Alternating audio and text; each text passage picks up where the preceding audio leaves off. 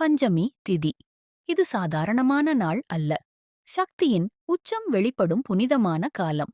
அந்த பஞ்சமி திதியின் பிரம்ம முகூர்த்த வேளையில் ஆழ்ந்த இருளை விரட்டும் ஒளியாக ஸ்ரீ வராகி அம்மன் தன் தெய்வீக ரூபத்தில் அருள் பாலித்தாள். அம்மாவின் கண்களில் கருணை, கரங்களில் அபயமும் வரமும், அவளது பாதங்களில் அனைத்து துன்பங்களும் கரைந்தன.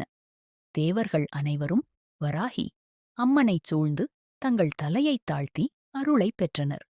பிரம்மா, விஷ்ணு, சிவன் அம்மாவின் சக்தியை வணங்கி உலக சமநிலைக்காக ஆசி பெற்ற தருணம் அது.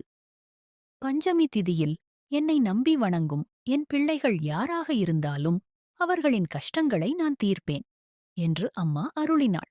அந்த நொடியில் பூலோகத்தில் உள்ள எல்லா பக்தர்களின் மனவிருப்பங்களும் அம்மாவின் கருணையில் ஒளிர்ந்தன. நோய், பயம், எதிர்மறை சக்திகள் அம்மாவின் பார்வையிலேயே விலகி ஓடின. நம்பிக்கையுடன் வராகி அம்மனை நினைத்து ஒரு தீபம் ஏற்றினாலே வாழ்க்கையில் ஒளி பிறக்கும். மேலும் இதுபோன்ற ஆன்மீக கதைகளை கேட்க சப்ஸ்கிரைப் செய்யுங்கள். ஓம் பக்தி ஸ்டூடியோ 360 யூடியூப் சேனல்ஸ்.